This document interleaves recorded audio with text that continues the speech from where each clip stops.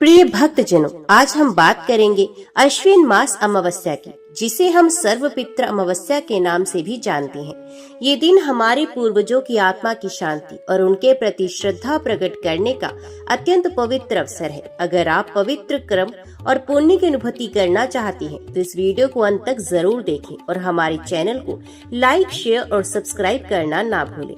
अश्विन मास अमावस्या के दिन पितृ तर्पण करना अत्यंत फलदायक माना जाता है। पितरों की कृपा से घर में सुख, शांति और समृद्धि आती है। पितृ पक्ष की ये अमावस्या हमारे पूर्वजों की याद और उनके प्रति कृतज्ञता का प्रतीक है। इस दिन लोग नदियों, तालाबों या घर के आंगन में पितरों के लिए तर्पण करते हैं। दान देना, विशेष रूप से अनाज, तिल और भोजन अत्यंत पुण्यकारी माना जाता है। धार्मिक ग्रंथों में लिखा है कि इस दिन किए गए कर्म से पितृ प्रसन्न होते हैं और उनके आशीर्वाद से परिवार में सुख समृद्धि बनी रहती है। सिर्फ तर्पण ही नहीं, इस दिन मन को शुद्ध करना और पुण्य कार्य करना भी महत्वपूर्ण है। घर में साफ सफाई, वृद्धों का सम्मान और दीन दुखियों की सहायता करना, ये सभी कर्म पितृ प्रसन्नता को बढ़ाते हैं। प्रिय भक्तजनों, तो अभी श्रवण कीजिए अश्विन मास अमावस्या सर्वपित्र अमावस्या की कथा। पुराने समय की बात है। महाकालपुर नाम का एक नगर था जो नर्मदा नदी के किनारे बसा हुआ था। नगर समृद्ध था, लेकिन वहां के राजा विक्रम सिंह के जीवन में एक गहरी पीड़ा छिपी हुई थी। राजा के पास धन, वैभव और सेना सब कुछ था, परंतु उनके कोई संतान नहीं थी। रानी मालिनी भी संतानों के लिए दिन रात देवी देवताओं की उपासना करती रहती, किंतु भाग्य साथ नहीं दे रहा था। राजमहल में हमेशा दीपक जलती, परंतु उनके भीतर अंधकार पसरा हुआ था। एक रात राजा विक्रम सिंह ने स्वप्न देखा। स्वप्न में उनके सामने एक वृद्ध पुरुष प्रकट हुई, जिनके शरीर से दिव्य ज्योति निकल रही थी, और उन्होंने कहा, राजन, तुम्हारे कुल के पितर अत्यंत असंतुष्ट हैं। वर्षों से श्राद्ध और तर्पण का अनुष्ठान नहीं हुआ, जिसके कारण तुम्हारे कुल पर संतान दोष और दुखों का साया है। यदि तुम पितृ पक्ष की अमावस्या के दिन विधि पूर्वक श्राद्ध और तर्पण करोगे तो तुम्हें संतान सुख और वंश वृद्धि का आशीर्वाद मिलेगा। ये सुनकर राजा घबराकर जाग उठे। सुबह होते ही राजा ने रानी मालिनी और अपने राज पुरोहित वशिष्ठाचार्य को बुलाकर स्वप्न का वर्णन किया। वशिष्ठाचार्य ने गंभीर स्वर में कहा, महाराज, यह केवल स्वप्न नहीं बल्कि देव संदेश है। पितृ पक्ष अमावस्या का श्राद्ध यदि विधि विधान से किया जाए तो पितृ प्रसन्न होते हैं और वंश उन्नति पाता है। ये आपके लिए ही नहीं, पूरे राज्य के लिए कल्याणकारी है। राजा ने तुरंत आदेश दिया कि पूरे नगर में पितृ पक्ष अमावस्या के लिए भव्य आयोजन किया जाए। तभी एक विचित्र घटना घटी। नगर के द्वार पर एक अज्ञात साधु प्रकट हुई। उनके शरीर पर राख लगी थी, जटाएं लहराती थी और नेत्रों में अद्भुत तेज था। वे सीधे राजमहल पहुंचे और बोले, राजन, यदि पितरों को प्रसन्न करना चाहते हो तो केवल भोजन और जल से ही नहीं बल्कि सत्य, दान और करुणा से भी तर्पण करना होगा। अमावस्या के दिन किसी भूखे को भोजन कराना ही पितरों को तृप्त करता है। राजा ने हाथ जोड़कर कहा, महात्मन, कृपया हमें सही मार्ग दिखाइए। साधु मुस्कुराए और कहने लगे, समय आने पर मैं फिर आऊंगा, अभी तुम्हें परखना बाकी है। ये कहकर वे अचानक अंतर्ध्यान हो गए। इसी बीच नगर में एक गरीब विधवा सावित्री रहती थी। उसका एकमात्र बेटा बीमार पड़ गया। उसके पास दवा और भोजन तक के लिए पैसे नहीं थे। सावित्री रोज राजमहल के द्वार पर बैठकर ईश्वर से दया की भीख मांगती। पितृपक्ष शुरू हुआ, परंतु उसके घर में न दीपक था न अन्न। उसने रोते हुए आकाश की ओर देखा और कहा, हे पितृदेव, यदि आप कहीं हैं तो मेरी भी सुनो, मेरे बेटे की रक्षा करो। उसकी ये पुकार सीधी पितृलोक तक पहुंची। अमावस्या से एक दिन पहले राजा विक्रम सिंह ने नगर भ्रमण किया। तभी उनकी नजर सावित्री पर पड़ी। राजा ने पूछा कि हे माता, तुम इतनी दुखी क्यों हो? सावित्री ने रोते हुए सब कुछ बता दिया। राजा का हृदय द्रवित हो गया और उन्होंने आदेश दिया, कल अमावस्या के श्राद्ध में सबसे पहले इस माता और उसके पुत्र को भोजन कराया जाएगा, तभी मेरा तर्पण पूर्ण होगा। राज पुरोहित ने भी सहमति जताई। अमावस्या की रात्रि आई। पूरा नगर दीपों से जगमगा रहा था। गंगा नर्मदा के संगम पर असंख्य लोग अपने पितरों के लिए तर्पण कर रहे थे। राजा विक्रम सिंह ने वेद मंत्रों से श्राद्ध प्रारंभ किया और पहले सावित्री और उसके पुत्र को भोजन कराया। जैसे ही सावित्री के पुत्र ने पहला कौर मुंह में डाला, अचानक वातावरण बदल गया। आकाश से पुष्प वर्षा होने लगी। राजमहल में घनघोर प्रकाश छा गया और पितृगण प्रकट होकर कहने लगे, राजन, आज तुमने हमको तृप्त कर दिया। तुम्हारा वंश अब कभी समाप्त नहीं होगा। पितरों के आशीर्वाद से कुछ ही समय के बाद रानी मालिनी गर्भवती हुई और 9 महीने बाद एक तेजस्वी बालक का जन्म हुआ। नगर में उत्सव मनाया गया। सभी ने इसे पितृ पक्ष अमावस्या के श्राद्ध और दान का चमत्कार माना। लेकिन कहानी यहीं पर समाप्त नहीं होती, क्योंकि उसी बालक के जन्म के साथ एक छिपा हुआ रहस्य भी जन्मा था, जो आगे चलकर पूरे राज्य को संकट में डालने वाला था। राजा विक्रम सिंह और रानी मालिनी के घर जिस बालक ने जन्म लिया, उसका नाम रखा गया अनंत सेन। बालक अत्यंत तेजस्वी था। उसके शरीर से एक दिव्य आभा निकलती थी। नगरवासी कहते थे, ये तो अवश्य ही देवताओं का वरदान है। परंतु एक रहस्य छिपा था। जब बालक का जन्म हुआ, उसी रात नगर के शमशान में एक अद्भुत घटना घटी। शमशान की चिता पर अचानक एक वृद्ध पुरुष खड़े हो गए और आकाश की ओर देखते हुए बोले, अब समय आ गया है। ये बालक केवल राज्य की नहीं, बल्कि पितृलोक की परीक्षा का माध्यम बनेगा। कुछ ही वर्षों के बाद वही रहस्यमय साधु जो पहले राजमहल में प्रकट हुए थे, फिर से नगर में आए। उन्होंने राजा से कहा, राजन, तुम्हें संतान तो मिली है, परंतु ये मत भूलो कि ये वरदान तुम्हें पितृ पक्ष अमावस्या के कारण प्राप्त हुआ है। यदि आगे भी श्राद्ध और तर्पण करते रहोगे, तभी ये बालक दीर्घायु और राज्य को स्थिरता देगा, अन्यथा राज्य पर संकट आएगा।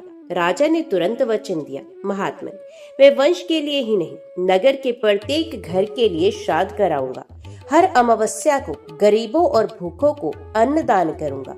साधु मुस्कुराए, परंतु उनकी आंखों में एक गहरी चेतावनी छिपी हुई थी। बालक अनंत सेन बड़ा हुआ।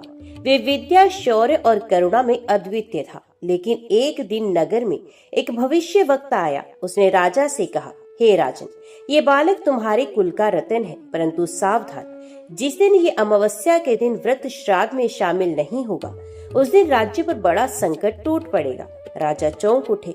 उन्होंने बालक से कहा, अनंत सेन, चाहे कुछ भी हो जाए, अमावस्या का व्रत और पितृ तर्पण कभी मत छोड़ना। बालक ने गंभीर स्वर में वचन दे दिया।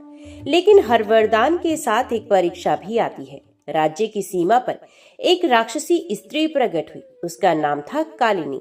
वे रात्रि को नगर में घूमती और श्राद्ध करने वाले ब्राह्मणों को बाधित करती। लोगों ने कहना शुरू किया कि कोई दुष्ट शक्ति पितरों के मार्ग में अड़चन डाल रही है। राजा ने साधु को बुलाया और साधु ने कहा, ये कालिनी कोई साधारण राक्षसी नहीं, ये उन असंतुष्ट पितरों की छाया है जिन्हें समय पर श्राद्ध नहीं मिला। इसका अंत तभी होगा जब अमावस्या के दिन कोई कुलवंशी पुत्र स्वयं पितरों को तर्पण देगा और उनके लिए सब कुछ त्याग करेगा। राजा ने मौन साध लिया। वे समझ गए कि यह दायित्व उनके पुत्र अनंत सेन पर आने वाला है। कुछ वर्षों के बाद वे समय आ गया। पितृपक्ष की अमावस्या की रात थी। पूरा नगर श्राद्ध में व्यस्त था। राजमहल में भी भव्य अनुष्ठान हुआ, लेकिन तभी कालिनी ने आक्रमण कर दिया। तेज आंधी चली, दीपक बुझ गए और नगर अंधकार में डूब गया। कालिनी ने आकाश से गर्जना की, जब तक मैं तृप्त नहीं होती, कोई पितृ तुम्हारे श्राद्ध से प्रसन्न नहीं होगा। नगरवासी भयभीत हो गए। अनंत सेन आगे बढ़ा। उसने हाथ जोड़कर कहा, हे माता कालिनी, यदि तू पितरों के संतुष्टि का प्रतीक है तो मुझे ही स्वीकार कर ले। मैं अपने प्राण अर्पित करता हूँ ताकि मेरे कुल और नगर के पितर तृप्त हो सके। ये कहते ही अनंत सेन ने अपने रक्त की एक बूंद पवित्र कुंड में अर्पित कर दी। जैसे ही रक्त की बूंद गिरी, वातावरण बदल गया। आकाश में दिव्य पितर प्रकट हुए और कहने लगे, बस तुम्हारा ये बलिदान केवल तुम्हारे कुल को ही नहीं, बल्कि समस्त नगर को पितृ दोष से मुक्त कर देगा। कालिनी उसी क्षण शांत हो गई और प्रकाश की लहर बनकर विलीन हो गई। अमावस्या की रात्रि समाप्त होते ही नगर में अद्भुत परिवर्तन हुआ। सूखे खेतों में फसल लहलहाने लगी, बीमार लोग स्वस्थ हो गए और गरीबों के घरों में अन्न भर गया। राजा विक्रम सिंह और रानी मालिनी ने भावुक होकर कहा, यही सब पितृपक्ष अमावस्या की कृपा और हमारे पुत्र के त्याग का फल है। साधु ने भी आशीर्वाद दिया, याद रखो, जब तक इस नगर में हर अमावस्या को श्राद्ध और दान होता रहेगा, तब तक यहाँ कोई दुर्भिक्ष, युद्ध या महामारी नहीं होगी। अनंत सेन जब यौवन में प्रवेश कर चुका था, वे वीरता में अद्वितीय, धर्म पालन में दृढ़ और प्रजा हित में समर्पित था। नगरवासी कहते थे, हमने ऐसा राजकुमार कभी नहीं देखा, यह अवश्य ही पितरों का आशीर्वाद है। लेकिन उसी समय महल के गुप्त कक्ष में राज पुरोहित वशिष्ठाचार्य को एक प्राचीन पांडुलिपि मिली। उसमें लिखा था, जिस बालक का जन्म अमावस्या की रात्रि में पितृ तर्पण से होता है, वे देवताओं का प्रिय होता है, किंतु यदि वे अमावस्या के श्राद्ध को एक बार भी त्याग कर देगा तो समस्त राज्य विनाश को प्राप्त होगा। राज पुरोहित चिंतित हो उठे। अगली अमावस्या से पहले अनंत सेन को अजीब सपने आने लगे। वे देखता कि आकाश में पितृ उसे बुला रहे हैं और कह रहे हैं कि वत्स, परीक्षा का समय समीप है, तू हमें तर्पण देगा या स्वयं को बलिदान करेगा, यही तेरे राज्य की नीति तय करेगा। अनंत सेन ये सुनकर भयभीत हो जाता, परंतु हृदय में एक अदम्य साहस भी जन्म लेता। समय बीता। जब अगली पितृपक्ष अमावस्या आई, तभी राज्य पर 3 संकट टूट पड़े। भयंकर महामारी फैल गई, सेना में विद्रोह शुरू हो गया, पड़ोसी राज्य ने आक्रमण कर दिया। राजा विक्रम सिंह हताश हो गए। उन्होंने पुकारा, हे देवताओं, ये सब क्यों हो रहा है? तभी आकाशवाणी हुई, हे राजन, ये संकट केवल पितृ श्राद्ध की अवहेलना से उत्पन्न हुआ है। तुम्हारे नगर के लोग स्वार्थ में डूब गए हैं, गरीब भूखे हैं, परंतु अमावस्या के दिन भी उन्हें अन्न नहीं मिलता। जब तक ये स्थिति सुधरेगी नहीं, संकट दूर नहीं होगा। अनंत सेन ने अपने पिता से कहा, पिताश्री, ये समय केवल अनुष्ठानों से नहीं सुधरेगा। हमें अपने पितरों को प्रसन्न करने के लिए गरीबों, विधवाओं और अनाथों की सेवा करनी होगी, तभी पितृ तृप्त होंगे। राजा ने पुत्र का साथ दिया। पूरा नगर एकत्रित हुआ और अमावस्या की रात्रि में हजारों भूखों को भोजन कराया गया। नदी किनारे दीपदान हुआ और ब्राह्मणों को वस्त्र द्रव्य दान किए गए। जब सब शांत हो रहा था, तभी कालिनी राक्षी फिर से प्रकट हुई। उसने गरज कर कहा, अनंत सेन, तेरे रक्त से मैंने तृप्ति पाई थी, परंतु अभी भी कुछ पितृ असंतुष्ट हैं। जब तक तू अपना जीवन पूर्ण त्याग नहीं देगा, तब तक राज्य सुरक्षित नहीं होगा। पूरा नगर स्तब्ध रह गया। रानी मालिनी रोने लगी, मेरे पुत्र, मैं तुझे खो नहीं सकती। अनंत सेन ने माता का हाथ पकड़कर कहा, माँ, मेरा जीवन केवल मेरा नहीं, ये पितरों का दिया हुआ है। यदि उनके तृप्त होने से राज्य सुरक्षित होता है, तो मुझे कोई भय नहीं। अमावस्या की आधी रात को अनंत सेन पवित्र वेदी पर पहुंचा। उसने पितरों का आवाहन किया और अग्नि में प्रवेश करने का संकल्प लिया। जैसे ही वे आगे बढ़ा, आकाश में गड़गड़ाहट हुई और पितरों की दिव्य आकृतियां प्रकट हुई। उन्होंने कहा, वत्स अनंत सेन, हम तेरे त्याग से प्रसन्न हैं। अब तुझे प्राण त्यागने की आवश्यकता नहीं। तेरी करुणा, सेवा और बलिदान ही हमें तृप्त करने के लिए पर्याप्त है। क्षण भर में कालिनी का शरीर प्रकाश में बदल गया और वे विलीन हो गई। पूरा नगर दिव्य ज्योति से भर गया। पितरों ने आशीर्वाद दिया, आज से इस नगर में जब भी पितृपक्ष की अमावस्या आएगी, यहाँ समृद्धि और शांति बनी रहेगी। अनंत सेन का नाम युगों तक याद किया जाएगा। ये कथा सुनने और श्राद्ध करने से हर कुल के पितृ तृप्त होंगे और वंश की उन्नति होगी। राजा विक्रम सिंह भाव विवल होकर बोले, हे पितृदेव, आपके आशीर्वाद से ही हमारा वंश सुरक्षित है। हम वचन देते हैं कि इस नगर में अमावस्या की रात्रि भूखा कोई नहीं रहेगा। कालिनी के विलय होने और पितरों के आशीर्वाद के बाद नगर में उत्सव छा गया। लोग कहते थे कि यह केवल अमावस्या का चमत्कार है। जब जब हम श्राद्ध, तर्पण और दान करेंगे, तब तब पितृ हमारी रक्षा करेंगे। अनंत सेन अब युवराज बना दिया गया। उसकी ख्याति दूर दूर तक फैलने लगी। पड़ोसी राज्य भी उसकी धर्मनिष्ठा और पराक्रम से प्रभावित हो गए। नगर में अब कोई भूखा नहीं रहता था। हर अमावस्या को राजा और प्रजा मिलकर गंगा नर्मदा के तट पर दीपदान करते, पितरों के लिए तर्पण करते और गरीबों को भोजन कराते। इस परंपरा से न केवल पितृ तृप्त हुए, बल्कि नगर में समृद्धि और शांति भी स्थायी हो गई। रानी मालिनी की आंखों से आंसू बहते, पर इस बार वे दुख के नहीं, बल्कि गर्व और प्रसन्नता के थे। वे कहती थी, अनंत सेन, तू केवल मेरा पुत्र नहीं बल्कि पूरे नगर का रक्षक है। एक दिन वही रहस्य में साधु पुनः प्रकट हुए। उन्होंने अनंत सेन को आशीर्वाद देते हुए कहा, वत्स, तूने जो किया वे दुर्लभ है। अमावस्या केवल अंधकार की नहीं बल्कि प्रकाश की तिथि है। जिसने इस दिन अपने पितरों को स्मरण किया और भूखों को अन्न दिया, उसने युगों युगों तक अपने वंश को सुरक्षित कर लिया। तेरा नाम अपित्र भक्त अनंत सेन के रूप में सदा अमर रहेगा। ये कहकर साधु आकाश में विलीन हो गए। वर्षों के बाद जब अनंत सेन वृद्ध हुए तो उन्होंने एक रात स्वप्न देखा। पितर प्रकट होकर कहने लगे, वत्स, अब समय आ गया है कि तू हमारे लोक में आकर विश्राम करे। तेरी कथा पृथ्वी पर लोग सुनेंगे और अमावस्या को तेरा स्मरण कर पितरों को तर्पण देंगे। अगले ही दिन अमावस्या की रात थी। अनंत सेन गंगा तट पर दीपदान करके शांत चित्त से बैठ गए। आकाश से दिव्य रथ उतरा और पितरों के दूत उन्हें अपने साथ ले गए। नगरवासियों ने देखा कि अनंत सेन का शरीर प्रकाश में बदल गया और वे विलीन हो गए। उस दिन से नगर में एक नियम बना, हर अमावस्या को श्राद्ध, तर्पण और अन्नदान अवश्य होगा। लोग कहते, जो अमावस्या के दिन अपने पितरों को स्मरण करता है वे न केवल पितरों को तृप्त करता है बल्कि अपने वंशजों के लिए सुख समृद्धि भी सुनिश्चित करता है। राजा विक्रम सिंह की वंश परंपरा आगे बढ़ी और नगर का नाम हुआ पितृपुर। आज भी वहाँ लोग कहते हैं कि अमावस्या की रात जब दीपदान होता है तो आकाश से पुष्प वर्षा होती है। तो प्रिय भक्तों, इस कथा से हमें यही शिक्षा मिलती है कि अमावस्या पितरों की प्रिय तिथि है। इस दिन किया गया श्राद्ध, तर्पण और दान हमारे कुल को पितृ दोष से मुक्त करता है। भूखों को भोजन कराना ही सच्चा तर्पण है और जो अमावस्या की कथा सुनता और सुनाता है उसे पितरों की कृपा और जीवन में सुख समृद्धि प्राप्त होती है। प्रिय भक्तजनों, अमावस्या के इस पावन अवसर पर अब हम शुरू करने जा रहे हैं श्रीमद् भागवत गीता का संपूर्ण सार। अगर आपने अभी तक हमारे इस चैनल को सब्सक्राइब, लाइक और शेयर नहीं किया है तो जरूर कर लें, क्योंकि आने वाले कुछ ही क्षणों में आप सुनेंगे वह ज्ञान जो स्वयं भगवान श्री कृष्ण ने कुरुक्षेत्र की पावन भूमि पर अर्जुन को दिया था। ये केवल एक ग्रंथ नहीं है बल्कि जीवन का मार्गदर्शन है। गीता हमें सिखाती है कठिनाई में धैर्य, असमंजस में निर्णय और जीवन के हर क्षण में सत्य का मार्ग। जय श्री कृष्ण।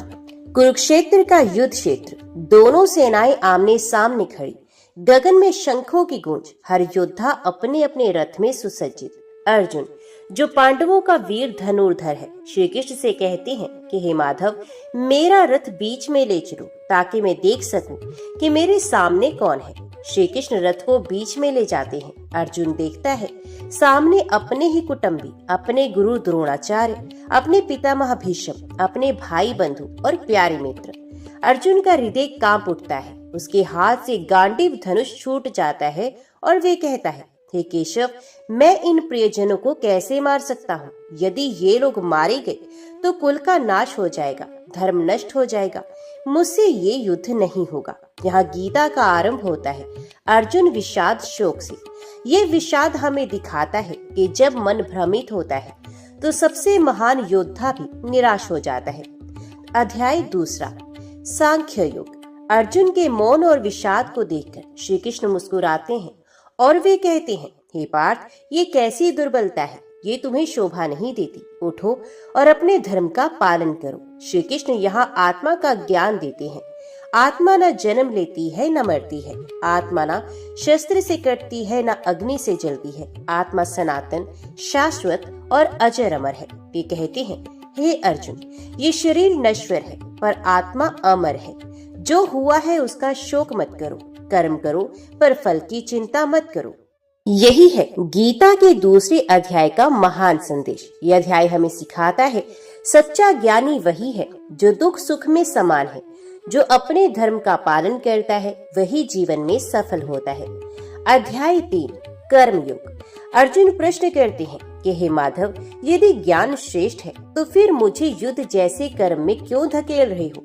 श्री कृष्ण उत्तर देते हैं, हे अर्जुन, संसार कर्म से ही चलता है। बिना कर्म किए कोई क्षण भी नहीं रह सकता, इसलिए कर्म त्याग मत करो बल्कि निष्काम भाव से कर्म करो। वे कहते हैं, जो लोग समाज का भला करने वाले कर्म करते हैं वही वास्तव में आदर्श होते हैं। कर्म से ही लोक व्यवस्था चलती है। यदि मैं स्वयं भी कर्म ना करूं तो यही संसार नष्ट हो जाएगा। यहाँ श्री कृष्ण बताते हैं कि कर्म का त्याग नहीं बल्कि कर्म में समर्पण और भक्ति ही मोक्ष का मार्ग है। ये 3 अध्याय जीवन की नींव रखते हैं।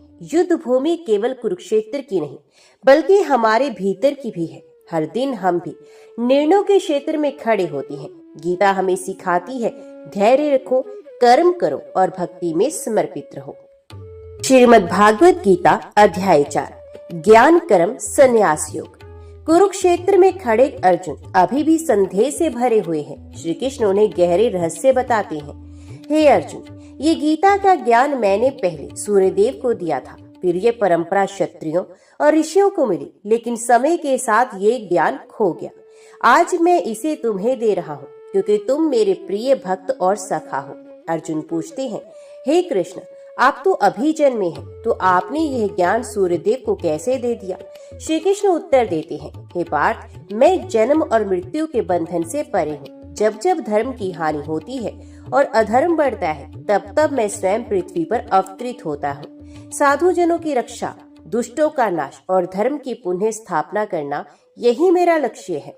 इस अध्याय में कृष्ण ज्ञान और कर्म के रहस्य बताते हैं। केवल कर्म नहीं, केवल ज्ञान नहीं, बल्कि दोनों का संतुलन ही मोक्ष का मार्ग है। ये कहते हैं, जो मुझे भक्ति से देखते हैं, जो अपने कर्म मुझे अर्पित करते हैं, वे मुझे ही प्राप्त होते हैं। श्रीमद् भागवत गीता अध्याय 5 कर्म संन्यास योग। अर्जुन पुनः प्रश्न करते हैं, हे माधव, आप कभी संन्यास की प्रशंसा करते हैं, कभी कर्म की। निश्चित रूप से बताइए कि कौन सा मार्ग श्रेष्ठ है। श्री कृष्ण मुस्कुराते हुए कहते हैं, हे अर्जुन, केवल संन्यास से नहीं बल्कि कर्मयोगी ही श्रेष्ठ होता है। जो आसक्ति छोड़कर कर्म करता है वही वास्तव में सन्यासी है। कर्म करते हुए भी यदि मन शांत और ईश्वर में लीन है तो वही सच्चा योगी है। यहाँ वे बताते हैं, कर्म और सन्यास में कोई विरोध नहीं है। असली सन्यास है फल की आसक्ति त्याग देना। ऐसा योगी सुख दुख, मान अपमान और लाभ हानि में समान रहता है। श्री कृष्ण कहते हैं, हे पार्थ, ऐसा योगी आत्मा को ही सब में देखता है। वे ब्राह्मण, चांडाल, पशु पक्षी, कुत्ता सबको समान दृष्टि से देखता है। यही है सच्चा संत। श्रीमद् भागवत गीता अध्याय 6 ध्यान योग। अब श्री कृष्ण अर्जुन को ध्यान योग का रहस्य बताते हैं। हे अर्जुन, सच्चा योगी वही है जो न ज्यादा खाता है, न ज्यादा उपवास करता है, न ज्यादा सोता है, न ज्यादा जागता है, जो संयमित जीवन जीता है, वही योग को प्राप्त करता है। वे ध्यान की साधना का वर्णन करते हैं कि योगी एकांत स्थान पर बैठे, आसन स्थिर हो, मन और इंद्रियां संयमित हो, दृष्टि नासिका पर टिकी हो और मन केवल भगवान पर केंद्रित हो। श्री कृष्ण कहते हैं, जो मन को मुझ में स्थिर करता है वही सर्वोत्तम योगी है। भले ही कोई तपस्वी हो, ज्ञानवान हो या कर्म योगी, लेकिन सबसे श्रेष्ठ वही है जो भक्ति भाव से मुझे स्मरण करता है। यहाँ वे बताते हैं, योग का परम फल है भक्ति। योगी केवल अंतम संयमी नहीं बल्कि ईश्वर भक्त भी होता है। यहाँ गीता हमें सिखाती है, सच्चा योग केवल शरीर का अभ्यास नहीं बल्कि मन का संयम और भक्ति का भाव है। श्रीमद् भागवत गीता अध्याय 7 ज्ञान विज्ञान योग। श्री कृष्ण अर्जुन से कहते हैं, हे पार्थ, अब मैं तुम्हें ऐसा ज्ञान और विज्ञान बताऊंगा जिसे जानने के बाद तुम्हें और कुछ जानने की आवश्यकता नहीं रहेगी। हजारों में कोई एक साधक मुझे जानने का प्रयास करता है और उन सब में से भी कोई एक मुझे वास्तव में पहचान पाता है। वे आगे कहते हैं, मैं ही सबका मूल कारण हूँ। पृथ्वी, जल, अग्नि, वायु, आकाश, यह मेरी अपराशक्ति है और जीवात्मा मेरी पराशक्ति है। हे अर्जुन, मैं ही सबका जन्म स्थान हूँ, मैं ही पालन करता हूँ और अंत में सब मुझ में लीन हो जाता है। फिर वे मनुष्यों के 4 प्रकार बताते हैं, दुखी लोग, धन की चाह रखने वाले लोग, जिज्ञासु लोग और ज्ञानी लोग। इनमें सबसे श्रेष्ठ ज्ञानी लोग हैं क्योंकि ये मुझे भक्ति से जानता है। यहाँ श्री कृष्ण कहते हैं, मुझसे भिन्न कुछ भी नहीं।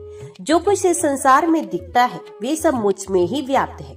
मैं ही धागे में पिरोए हुए मोतियों के समान सब में विद्यमान हूँ। श्रीमद् भागवत गीता अध्याय 8 अक्षर ब्रह्म योग। अर्जुन प्रश्न करता है, हे प्रभु, ब्रह्म क्या है, कर्म क्या है, अधिभूत और अधिदैव क्या है और मृत्यु के समय आपको याद करने से क्या फल मिलता है?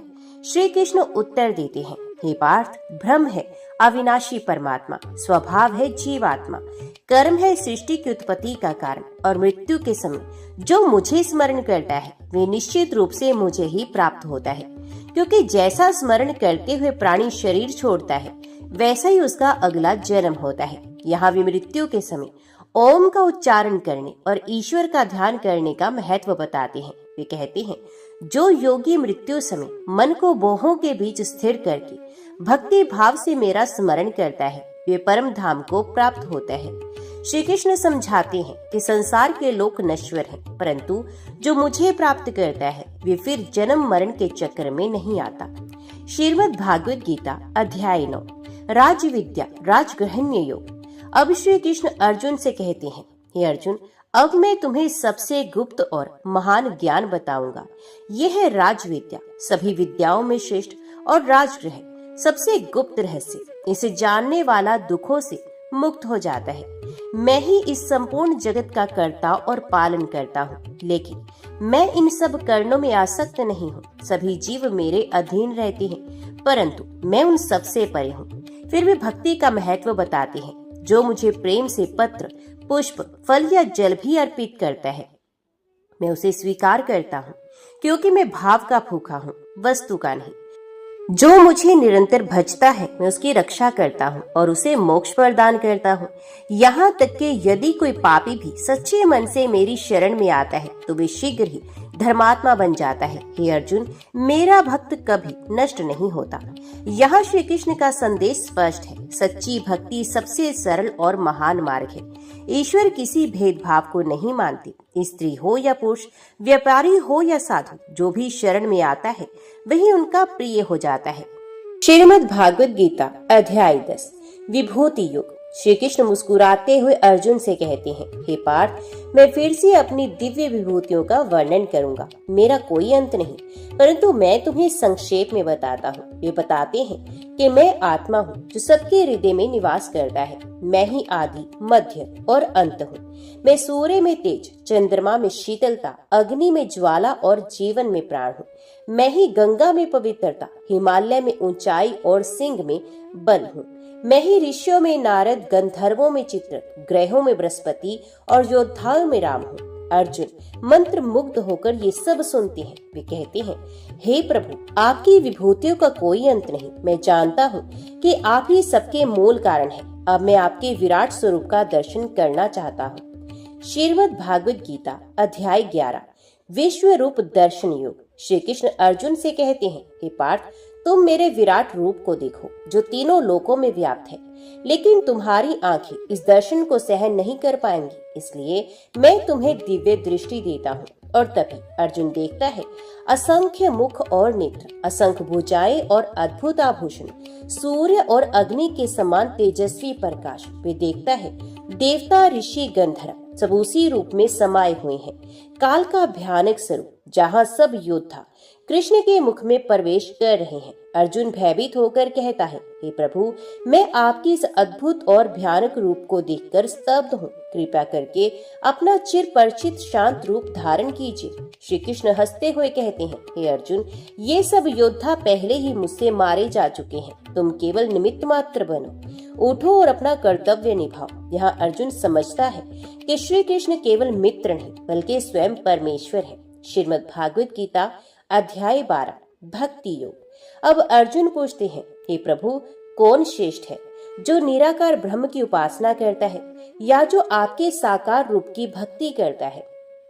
श्री कृष्ण उत्तर देते हैं, हे पार्थ, जो मेरे साकार रूप की भक्ति करता है, प्रेम से मेरा स्मरण करता है, वही मुझे शीघ्र प्राप्त करता है। निराकार उपासना भी संभव है, परंतु वे कठिन मार्ग है। सच्ची सरल भक्ति ही श्रेष्ठ है। फिर वे भक्त के लक्षण बताते हैं कि जो किसी से द्वेष नहीं करता, जो सबके प्रति करुणा रखता है, जो अहंकार रहित है, जो क्षमाशील है, जो सुख दुख में समान है, जो संतुष्ट और ईश्वर में अटल है, वही मेरा प्रिय भक्त है। श्री कृष्ण कहते हैं, ऐसे भक्त मुझे अत्यंत प्रिय होते हैं। जो भक्ति से मेरे शरण में आते हैं उन्हें मैं कभी नहीं त्यागता। श्रीमद् भागवत गीता अध्याय 13 क्षेत्र क्षेत्रज्ञ विभाग योग।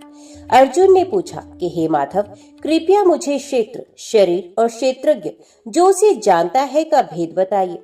श्री कृष्ण ने कहा, हे पार्थ, ये शरीर ही क्षेत्र है और जो इसे जानता है वे क्षेत्रज्ञ है, परंतु वास्तव में सभी शरीरों में क्षेत्रज्ञ मैं ही हूँ। फिर वे ज्ञान की परिभाषा बताते हैं, विनम्रता, अहिंसा, क्षमा, सादगी, गुरु के प्रति श्रद्धा और आत्म संयम, यही सच्चा ज्ञान है, बाकी सब अज्ञान है। श्री कृष्ण आगे कहते हैं, हे अर्जुन, मैं ही सबका आदि, मध्य और अंत हूँ।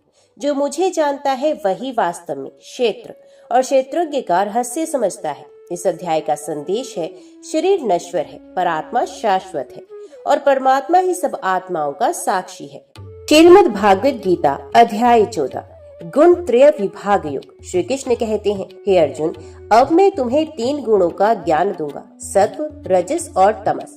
ये तीनों प्रकृति से उत्पन्न होते हैं और जीव को बांध के रखते हैं। सत्व गुण शुद्ध, प्रकाशमान और ज्ञान देने वाला। सत्व से मनुष्य शांति और संतोष को प्राप्त करता है।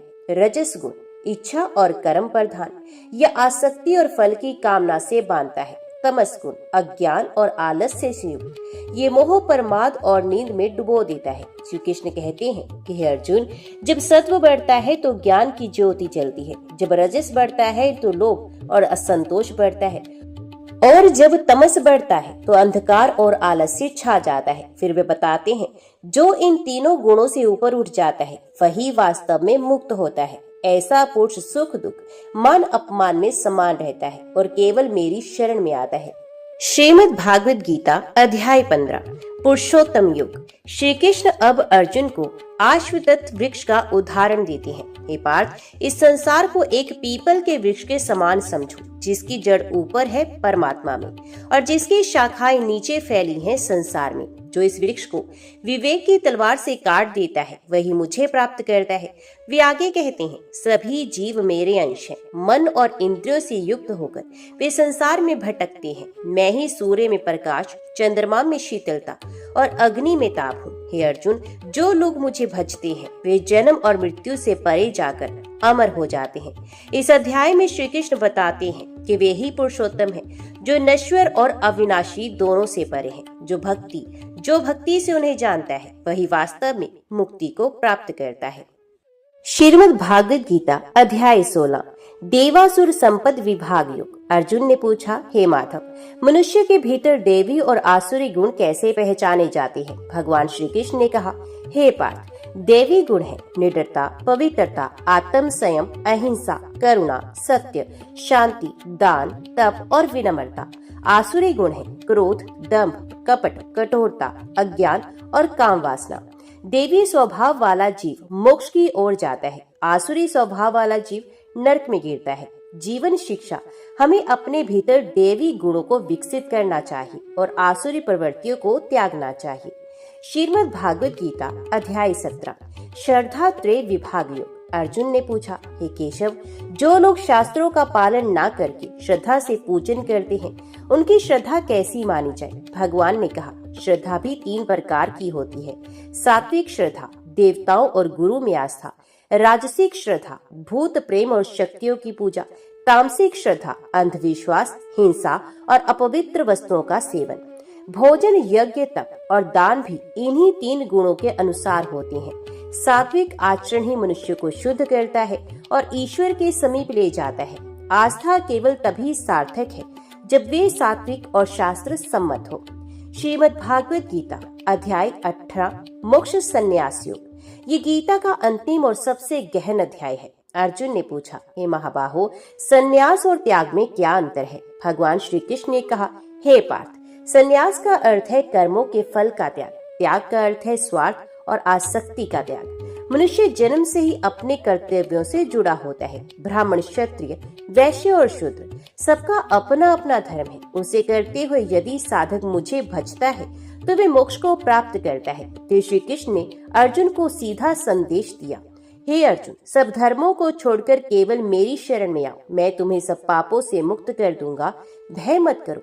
ये सुनकर अर्जुन का मोह नष्ट हो गया और उसने कहा, हे कृष्ण, अब मेरी स्मृति लौट आई है, मैं आपकी शरण में हूँ और युद्ध करूंगा। गीता का अंतिम और सर्वोच्च संदेश यही है कि मनुष्य हर परिस्थिति में ईश्वर की शरण ग्रहण करे। श्रीमद् भागवत गीता हमें सिखाती है, कर्म करो परंतु फल की चिंता मत करो। आत्मा अमर है, शरीर नश्वर है। भक्ति, ज्ञान और योग, सबका अंतिम लक्ष्य ईश्वर की शरण है। केवल श्री कृष्ण की शरण में जाने से ही मोक्ष मिलता है। भारतीय संस्कृति में हर तिथि और पर्व का एक गहरा धार्मिक, आध्यात्मिक और सामाजिक महत्व होता है। जैसे पूर्णिमा चांदनी का प्रतीक है, वैसे ही अमावस्या अंधकार और तपस्या का प्रतीक मानी गई है। अमावस्या की रात को चांद पूरी तरह से लुप्त हो जाता है। आसमान में केवल अंधकार ही अंधकार छा जाता है, परंतु इसी अंधकार में साधक को प्रकाश की खोज करनी होती है। कहते हैं, जहाँ अंधकार गहन होता है, वहीं से उजाले की शुरुआत होती है। अमावस्या का दिन पितरों की पूजा, श्राद्ध, दान और तपस्या का दिन माना गया है। विशेषकर इस दिन किए गए दान, पूजा और अन्न वितरण का फल अनंत गुना बढ़ जाता है। इसी दिन से जुड़ी है एक कथा, 5 कोर की परंपरा। कोर का अर्थ है अन्न या भोजन की थोड़ी मात्रा, जिसे श्रद्धा पूर्वक अर्पण किया जाए। 5 कोर का अर्थ है 5 प्रकार का अन्न या 5 दाने या 5 थालियां, जिन्हें भक्त अपने सामर्थ्य के अनुसार दान, पूजन और अर्पण के लिए रखते हैं। ये 5 कोर है देवताओं के लिए, पितरों के लिए, अतिथि के लिए, पशु पक्षियों के लिए और अपने परिवार के लिए। इस परंपरा का मूल संदेश है, जो भी मिले उसमें से पहले दूसरों का हिस्सा अलग करो। यही सच्चा धर्म और पुण्य है।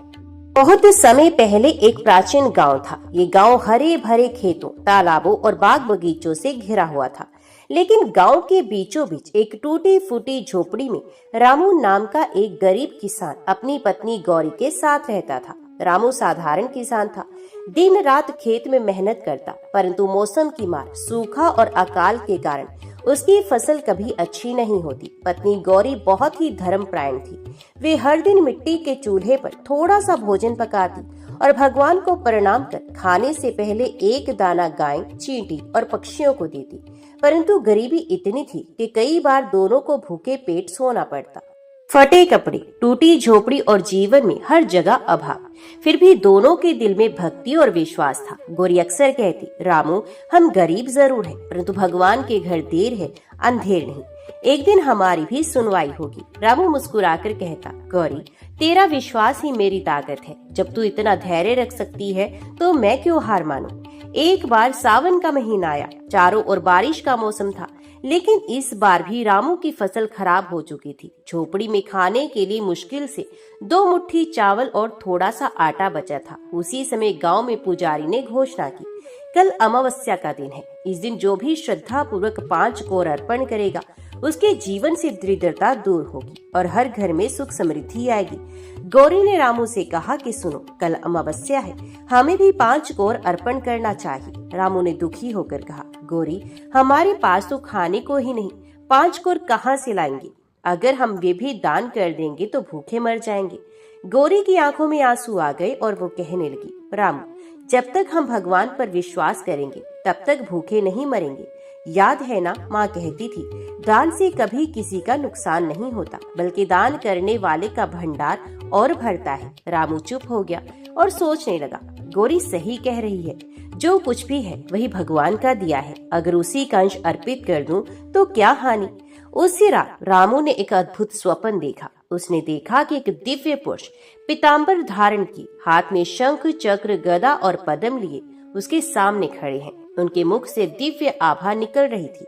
उन्होंने कहा, रामू, कल अमावस्या है, यदि तू श्रद्धा से 5 कोर अर्पण करेगा तो तेरा जीवन बदल जाएगा, लेकिन यदि तू मोहवश इसे रोक लेगा तो दरिद्रता तुझे कभी नहीं छोड़ेगी। रामू घबराकर उठ बैठा। उसने गौरी को जगाया और कहा, गौरी, मैंने अद्भुत स्वप्न देखा। स्वयं भगवान आए और उन्होंने 5 कोर अर्पण करने का आदेश दिया है। गौरी ने भगवान का नाम लिया और कहा, फिर तो अब कोई संदेह ही नहीं, चाहे हमारे पास कितना भी कम हो, हमें अर्पण करना ही होगा। अगली सुबह जब सूर्य उगा तो आसमान पर काले बादल छाए हुए थे। हल्की हल्की बूंदाबांदी हो रही थी। गांव के लोग जल्दी जल्दी नदी किनारे स्नान करने जा रहे थे ताकि अमावस्या का पुण्य स्नान कर सके। हर घर में पूजा पाठ की तैयारी हो रही थी। रामू और गौरी भी जाग गए। उनके घर में पूजा के लिए ज्यादा सामग्री नहीं थी, बस मिट्टी का एक छोटा सा दिया, थोड़ी सी चावल की ढेरी और एक कटोरी पानी। गौरी ने चूल्हा जलाकर थोड़ा सा आटा गूंथा। उसने 4-5 छोटे छोटे रोट बनाए और चावल का हल्का सा भात पकाया। यही उनके घर का 5 कोर बनने वाला था। रामू बोला, गौरी सच कहूँ तो मेरा मन डर रहा है। अगर हमने ये भी अर्पण कर दिया तो शाम को खाने को क्या बचेगा। गौरी मुस्कुराई और उसने कहा, रामू जब भगवान ने स्वप्न में आदेश दिया है तो वे हमारी भूख की चिंता करेंगे। तू चिंता मत कर, विश्वास रख। गौरी ने 5 थालियां सजाई। पहली थाली में 1 रोटी और थोड़ा सा भात देवताओं के लिए, दूसरी थाली में वही पितरों के लिए, तीसरी थाली अतिथि के लिए, चौथी थाली गाय और पक्षियों के लिए, 5वीं थाली अपने और रामू के लिए। उसने मिट्टी का दिया जलाया, भगवान का नाम लिया और धीरे धीरे से बोले, हे नारायण, ये 5 कोर हमारी श्रद्धा के प्रतीक है, इसे स्वीकार कीजिए। पहला कोर देवताओं के लिए। रामू और गौरी ने पहला कोर पास के मंदिर में जाकर अर्पित किया। मंदिर में भगवान विष्णु की सुंदर प्रतिमा थी। पुजारी वहां दीप जलाकर मंत्र पढ़ रहे थे। रामू ने थाली अर्पित की और मन ही मन बोला, हे प्रभु, ये हमारा पहला कोर है, इसे स्वीकार कीजिए। मंदिर से लौटते समय अजीब सी शांति उनके दिल में उतर आई, जैसे कोई भारी बोझ उतर गया हो। इसके बाद वे गांव के बाहर पीपल के पेड़ के नीचे पहुंचे। वहां पितरों के लिए अर्पण करना परंपरा थी। रामू ने चावल का अंश रखकर तिल और जल अर्पित किया। अचानक हवा का झोंका चला और पीपल की पत्तियां सरसराने लगी। गौरी ने हाथ जोड़कर कहा, हे पूर्वजों, यदि हमने कोई भूल की हो तो क्षमा करें, इस अर्पण को स्वीकार करें और हमें आशीर्वाद दें। रामू को लगा मानो किसी ने सर पर हाथ रख दिया हो। उसका मन और हल्का हुआ। अब तीसरी थाली का समय आया। दोनों घर लौटे और दरवाजे पर इंतजार करने लगे। गौरी बोली, रामू, अब कोई अतिथि आए तो हम ये कोर अर्पित करेंगे। काफी देर तक कोई नहीं आया। तभी एक बूढ़ा साधु जटाजूटधारी लकड़ी का डंडा लिए दरवाजे पर पहुंचा। उसकी आंखों में करुणा झलक रही थी और उसने कहा, बेटा भूखा हूँ, कुछ खाने को मिलेगा। रामू और गौरी की आंखें चमक उठी। उन्होंने तीसरी थाली साधु को दे दी। साधु ने भोजन ग्रहण किया और जाते जाते कहा, तुम्हारा जीवन धन्य हो जाएगा, तुम्हारा कल्याण होगा। रामू और गौरी उस वचन को सुनकर भावुक हो गए। उन्हें लगा जैसे ये साधु कोई सामान्य मनुष्य नहीं था, बल्कि स्वयं भगवान की परीक्षा थी। गौरी ने चौथी थाली से एक रोटी गाय को खिलाई और भात का हिस्सा पंछियों के लिए आंगन में बिखेर दिया। तुरंत ही चिड़ियों का झुंड आकर दाने चुगने लगा। गाय भी रोटी खाकर संतोष से रंभाई। रामू ने कहा, गौरी देख, इन मासूम जीवों को खिलाने से कैसा सुख मिलता है, मन को शांति मिल रही है। अब 5वीं थाली बची थी। उसमें बस एक रोटी और थोड़ा सा भात था। दोनों ने भगवान का स्मरण करके भोजन किया। रामू ने कहा, आज भूख से ज्यादा तृप्ति मिल रही है। सचमुच 5 कोर की महिमा अनोखी है। शाम होने लगी। आसमान पर घने बादल छा गए और अचानक तेज बारिश शुरू हो गई। रामू और गौरी चिंतित हुए। हमारी झोपड़ी तो बारिश में बह जाएगी। लेकिन जैसे ही वे बाहर निकले तो उन्होंने देखा कि उनकी झोपड़ी के ऊपर मानो कोई अदृश्य शत्रु तना हुआ है। बारिश हो रही थी, पर झोपड़ी के ऊपर से पानी ऐसे हट रहा था जैसे कोई रक्षा कर रहा हो। इतना ही नहीं, झोपड़ी के पास की बंजर जमीन पर अचानक हरी घास उग आई। खेत में अंकुर फूटने लगे। ये देखकर दोनों की आंखों से आंसू बहने लगे। गौरी ने कहा, रामू, ये सब 5 कोर का चमत्कार है। भगवान ने हमारी सुन ली है। रामू ने हाथ जोड़कर आकाश की ओर देखा और कहा, हे प्रभु, हम आपके ऋणी हैं। हमें गरीब से अमीर ना बनाओ, बस श्रद्धा और भक्ति कभी ना छीनना। अमावस्या की रात बीत चुकी थी। रामू और गौरी खुश थे, परंतु उन्हें कुछ असामान्य महसूस हुआ।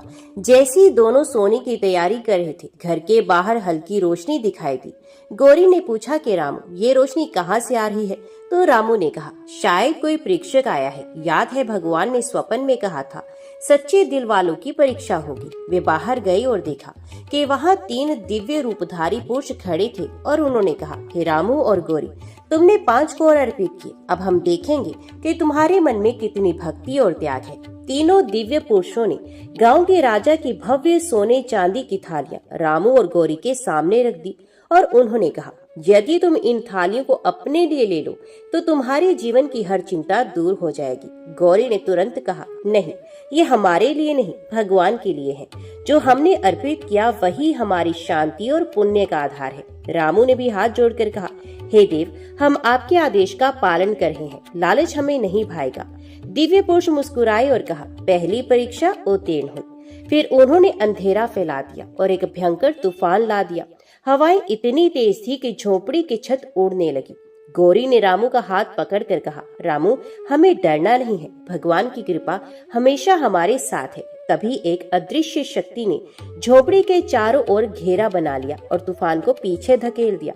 दिव्य पुरुष ने कहा, दूसरी परीक्षा भी उत्तीर्ण। भय से ऊपर उठना सच्ची भक्ति है।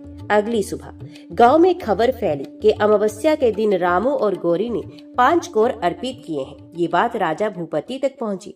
राजा ने आदेश दिया, रामू और गौरी को मेरे महल में बुलाओ। यदि उन्होंने सचमुच 5 कौर अर्पित किए हैं तो उनका जीवन धन्य होगा, नहीं तो यह एक परीक्षा होगी।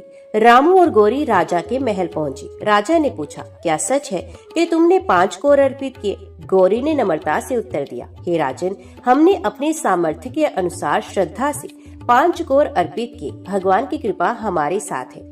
राजा ने मुस्कुराकर कहा, यदि ऐसा है तो मैं तुम्हें इनाम दूंगा। तभी महल के सामने से दिव्य प्रकाश निकला और राजा को समझ में आया कि ये साधारण मनुष्य नहीं बल्कि भगवान की कृपा से धन्य जीवन जी रहे हैं। रात के समय जब रामू और गौरी अपने घर लौटे तो उन्होंने देखा उनके खेत में पहले से ही फसल लहलहा रही थी। सूखा और अकाल से बंजर पड़े खेत अब हरे भरे हो गए थे।